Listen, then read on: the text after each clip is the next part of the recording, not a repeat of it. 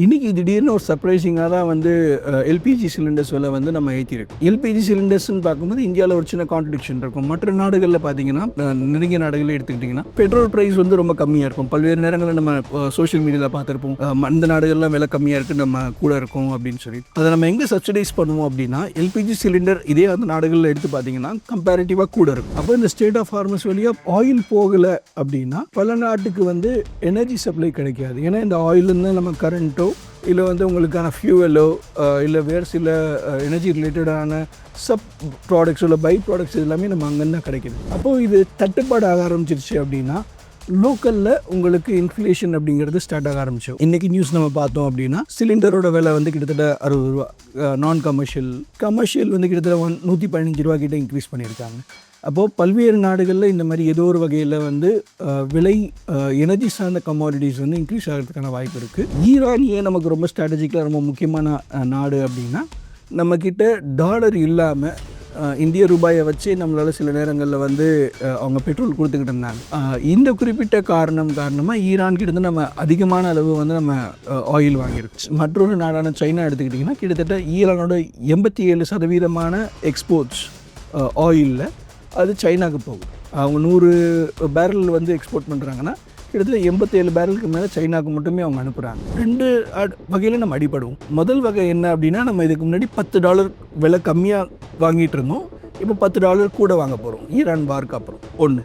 Second என்ன நடக்குது அப்படின்னா, ஒவ்வொரு குறிப்பிட்ட அந்த பேரல் வாங்கும் போதும் நம்ம டாலருக்கு வந்து $1 $2 கூட வச்சு தான் நம்ம கொடுக்க வேண்டியதாக இருக்குது. ஏன்னா நம்மளோட ருப்பி வந்து டெப்ரிஷியேட் ஆகிடுச்சு. இட் இஸ் கம்ப்ளீட்லி ரியாக்ஷன் வார்.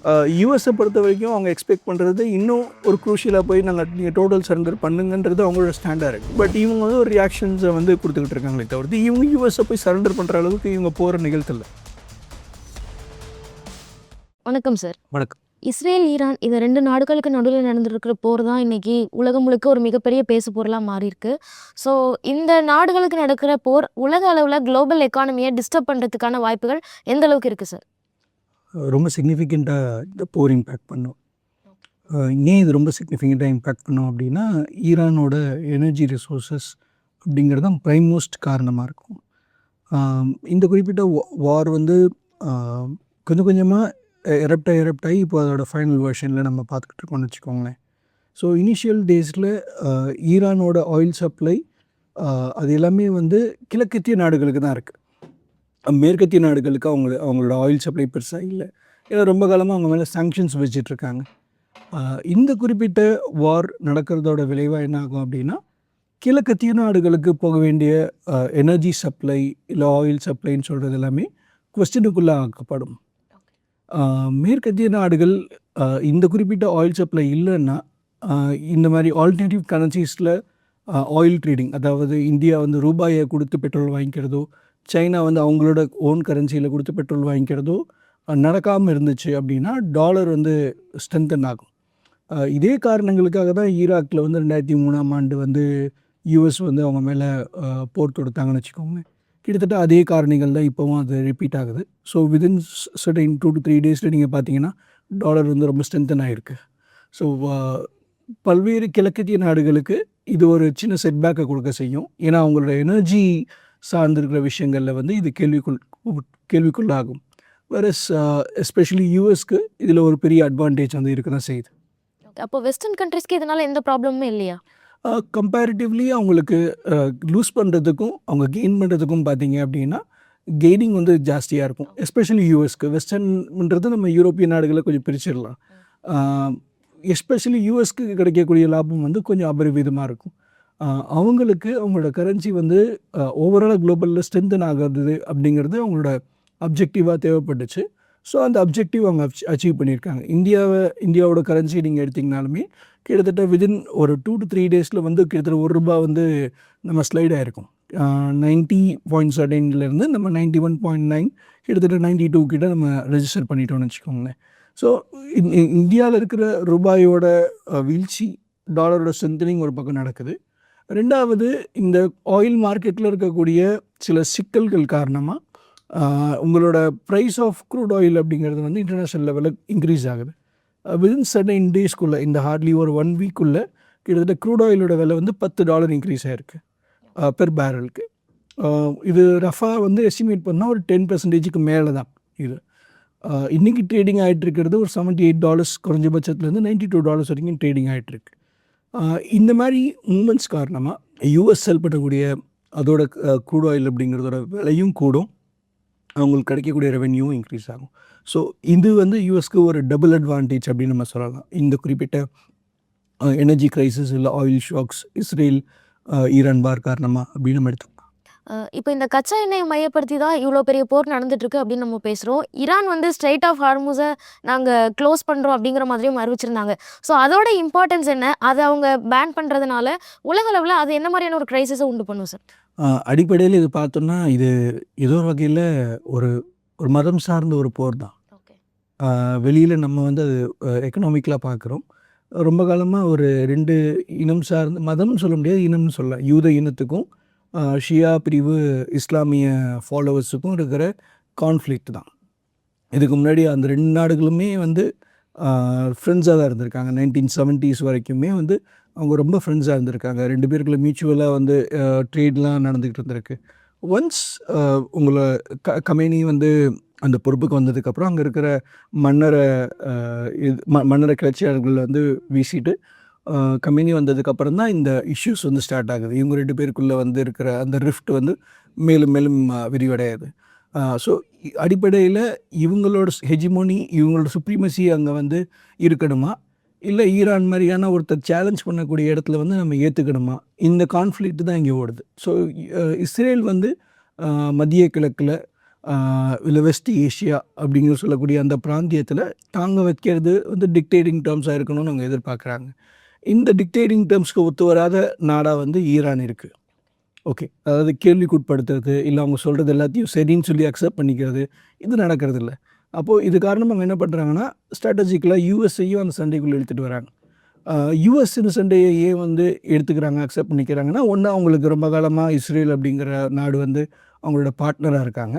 2வது விஷயம், நேச்சுரல் ரிசோர்ஸஸ் சார்ந்து இங்கே ஒரு முக்கியமான ஸ்டேக் ஹோல்டிங் இருக்குது. ஸோ இது காரணமாக யூஎஸ் இந்த போருக்குள்ளே எங்கேஜ் ஆகி வராங்க. அப்போது நம்ம வெளியிலேருந்து இது ஆயில் சார்ந்த விஷயம் நம்ம பார்க்கலாம். யூஎஸ்ஓ இல்லை வந்து மற்ற நாடுகளோ இதுக்குள்ளே வர்றதுனால நம்ம ஆயில் அப்படிங்கிற அடிப்படையில் பார்க்கலாம். ஆனால் அடிநாதத்தில் இந்த ஆயில் இல்லைனாலும் இந்த சண்டைகள் வந்து இருந்துக்கிட்டு தான் இருந்திருக்கும். ஏன்னா வந்து அது இனம் சார்ந்த ஒரு கான்ஃப்ளிக்டாக அங்கே ஓடிக்கிட்டு இருக்கு. ஸோ இப்படி தான் வந்து அந்த போரை நம்ம அடிப்படையாக பிரித்து பார்க்க வேண்டியதாக இருக்குது.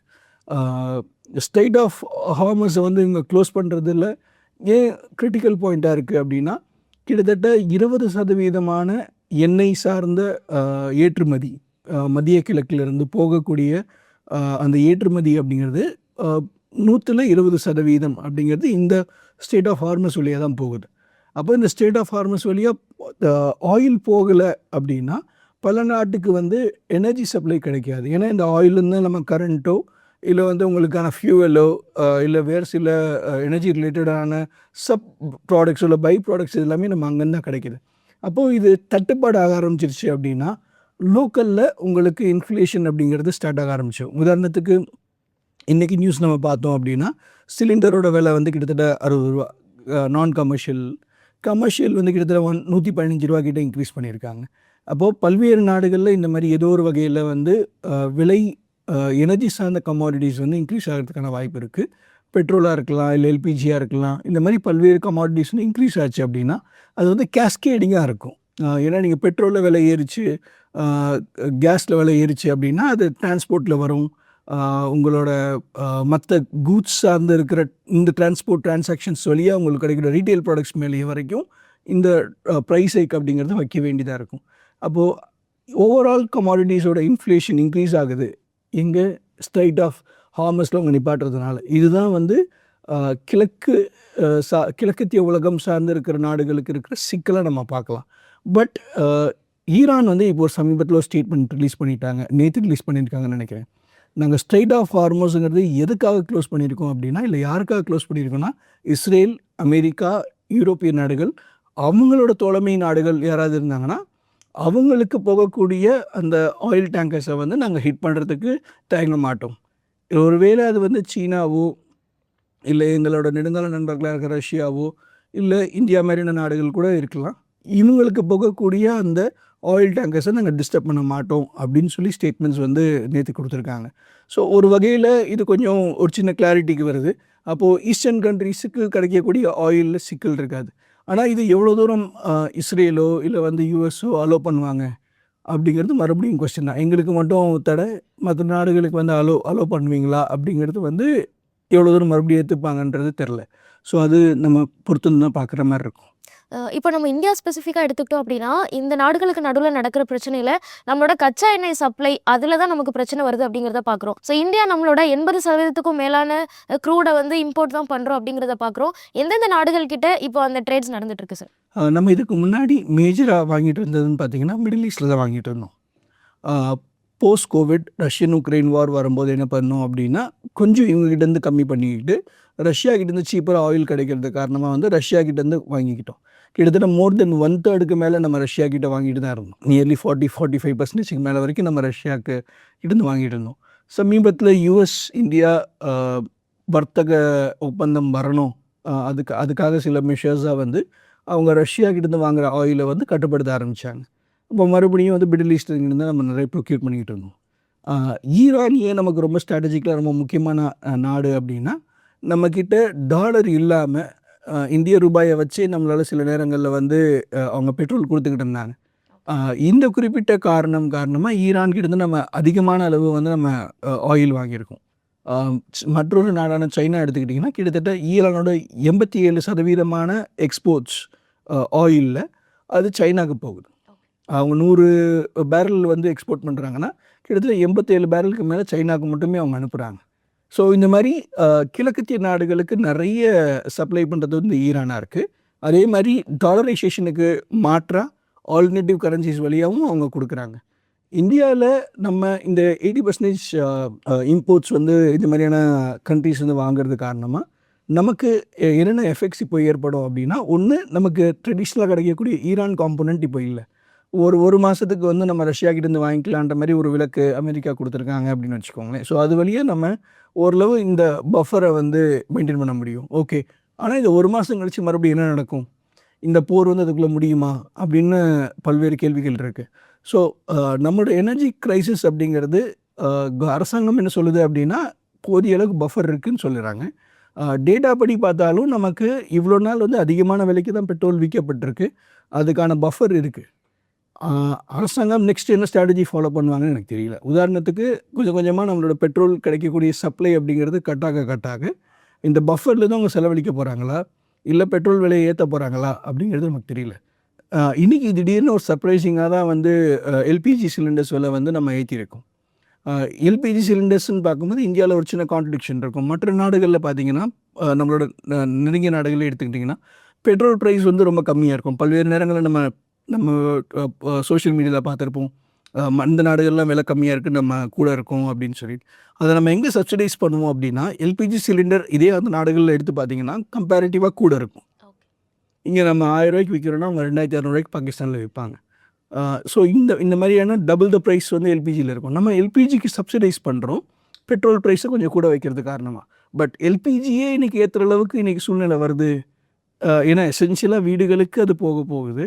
அப்போ எல்பிஜியோட சிலிண்டருக்கே விலையை நீங்கள் ஏற்ற போகிறீங்க அப்படின்னா, அப்போ எவ்வளோ தூரம் பஃபர் உண்மையில் இருக்குன்றது வந்து கொஸ்டினபிளாக இங்கே மாறுது. இது ஒரு சேவியராக இல்லை ஒரு ப்ரிகாஷன் நாங்கள் பண்ணுறோம் அப்படின்னு சொன்னாலும் அது பெட்ரோல் மேலே இருந்திருக்கலாம். ஏன்னா எல்பிஜிங்கிறது அடிப்படையில் வீடுகளுக்கு அது வழியாக வந்து உணவு சார்ந்து தயாரிப்புக்கு ரொம்ப எசென்ஷியலாக தேவைப்பட போகுது. அதை இவ்வளோ தூரம் இன்க்ரீஸ் பண்ணுறதுங்கிறது இவ்வளோ தூரம் நெக்ஸ்ட் எப்படி எஃபெக்ட்ஸ் அது இருக்குன்றது தெரில. யூஸ்வலாக இந்த க்ரூடோட பஃபர் வச்சுக்கிறது அப்படிங்கிறது இந்திய அரசாங்கம் ஒரு 40லேருந்து 45 நாட்கள் நம்மளால் மேனேஜ் பண்ண முடியும் அப்படிங்கிற ஸ்டேட்மெண்ட் தான் கொடுத்துருந்தாங்க. யூஸ்வலாக இது எப்படி இருக்கும், எந்த அடிப்படையில் இதை டிசைட் பண்ணுவாங்க சார்?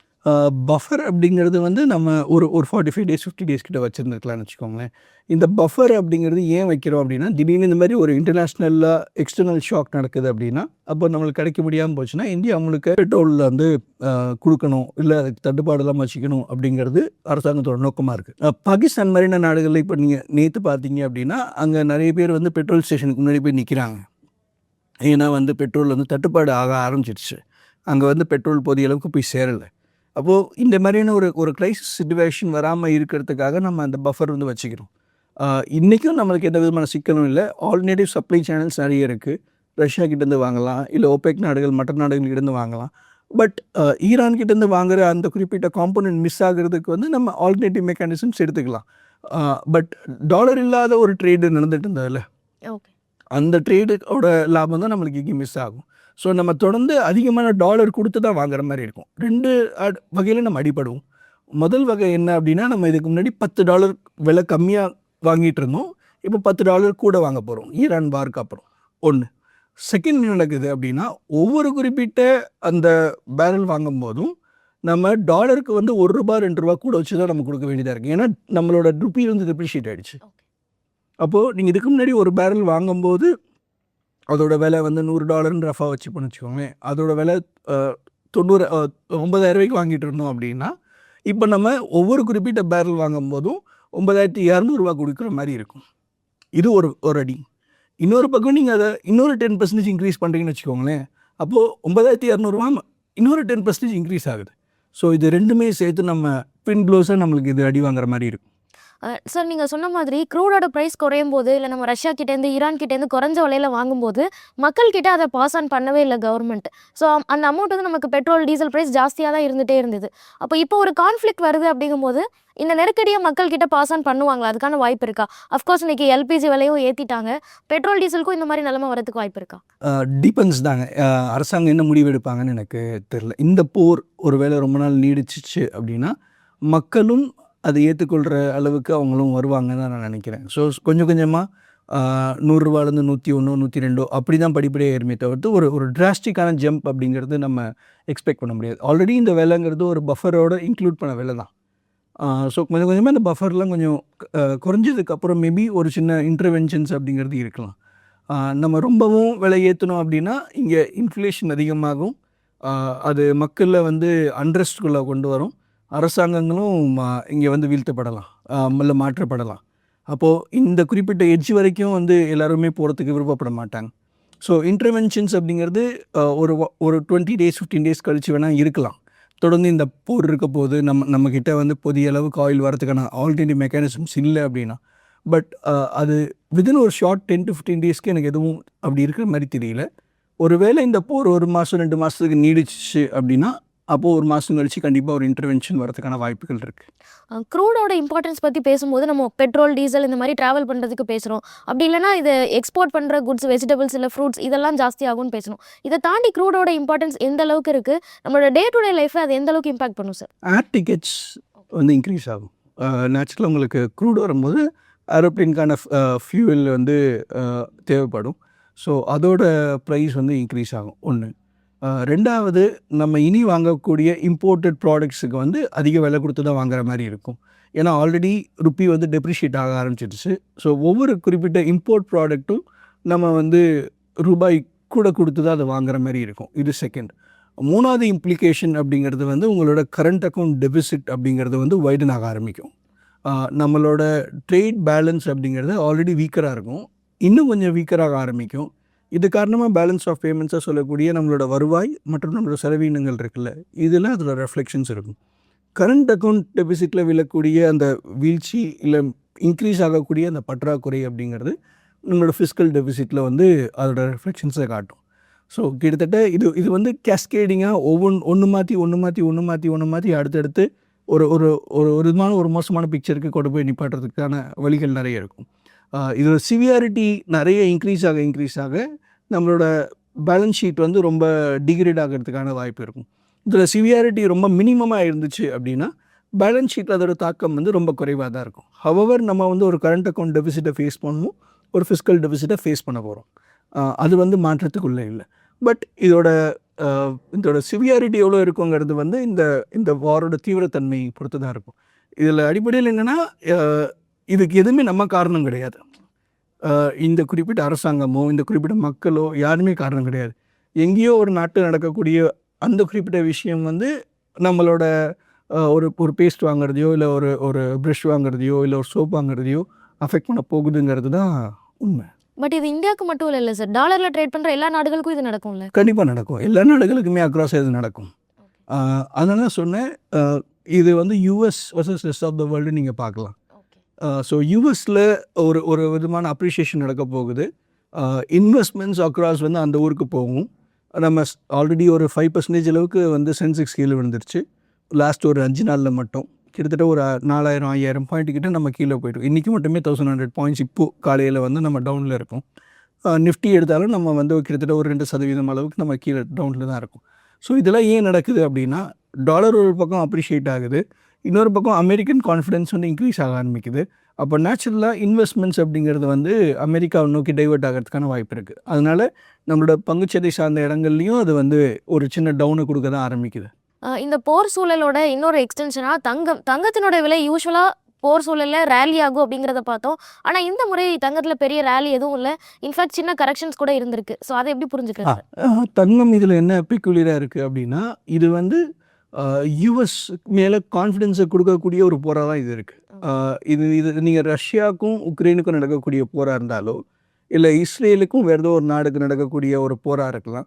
இந்த மாதிரியான போர் அப்படிங்கிறது ஒரு சின்ன போர் தான். ஏதாவது ஒரு ஒரு ஒரு சைன்ஸ் இருக்குல்ல, அதாவது நீங்கள் ஈரான் மேலே தொடுக்கிற போரில் அந்த லீடரை வந்து இவங்க அசாசினேட் பண்ணுற வரைக்கும் ஒரு அன்சர்டனிட்டி இருக்கலாம். ஒரு லாங் பீரியட் எடுத்து நடந்துச்சுன்னா அங்கே வந்து தங்கம் வந்து ஒரு ஒரு ஒரு ஹையர் ப்ரைஸ்க்கு நோக்கி நகரலாம். பட் நீங்கள் போர் நடத்த முதல் 2வது நாளே அதோட லீடர் வந்து அசாசினேட் பண்ணப்படுறாரு. இதோட ஓவரால் அப்ஜெக்டிவ் அப்படிங்கிறது கமேனியை கொல்லப்படுறது தான் அப்படிங்கிறது தான் ஆரம்பத்துலேருந்தே அவங்களோட நோக்கமாக இருக்குது. கமேனியை கொல்லப்படுறதுங்கிறது வந்து முதல் 2வது நாளே நடந்தது. இப்போ ஈரான் தொடுக்கிறது எல்லாமே அவங்களோட ரியாக்ஷன்ஸ் மட்டும்தான். எல்லா நேவல் பேஸையும் நான் டெஸ்ட்ராய் பண்ணுறது, ஒரு விதமான ஒரு கண்ணகி மனப்பான்மைன்னு கூட வச்சுக்கோங்களேன். நான் வந்து என்னோடய கணவர் வீழ்த்தப்பட்டார், அப்போ நான் வந்து நியாயம் கேட்கறதுக்காக நான் உரையை கொடுத்துவன்ற மாதிரி தான் கிட்டத்தட்ட அதோட ஆல்டர்னேட்டிவ் மெக்கானிசம் தான். எங்கள் லீடர் கொல்லப்பட்டார், அப்போ அதுக்கு நாங்கள் ரிவெஞ்ச் எடுக்கிறதுக்காக வந்து நாங்கள் எல்லா யூஎஸோட நேவல் பேஸஸும் நாங்கள் டிஸ்டர்ப் பண்ண போகிறோம். அங்கே பக்கத்தில் இருக்கிற ஏர் பேஸஸோ இல்லை மற்ற குறிப்பிட்ட யூஎஸ் சார்ந்து இருக்கிற பேஸஸ் டிஸ்டர்ப் பண்ண போகிறோங்கிறது தான் இப்போ நடந்துக்கிட்டு இருக்குது. இதை தாண்டி அவங்க யூஎஸை வந்து ஏதோ ஒரு வகையில் வந்து த்ரெட்டன் பண்ணுறதுக்கோ இல்லை இஸ்ரேலை போய் ஃபுல்லாக த்ரெட்டன் பண்ணுறதுக்கோ எந்த விதமான சைன்ஸும் இங்கே இல்லை. இட் இஸ் கம்ப்ளீட்லி ரியாக்ஷன் வார். யூஎஸை பொறுத்த வரைக்கும் அவங்க எக்ஸ்பெக்ட் பண்ணுறது இன்னும் ஒரு குரூஷியலாக போய் நீங்கள் டோட்டல் சரண்டர் பண்ணுங்கன்றது அவங்களோட ஸ்டாண்டாக இருக்குது. பட் இவங்க வந்து ஒரு ரியாக்ஷன்ஸை வந்து கொடுத்துக்கிட்டு இருக்காங்களே தவிர்த்து இவங்க யூஎஸை போய் சரண்டர் பண்ணுற அளவுக்கு இவங்க போகிற நிகழ்த்தலை.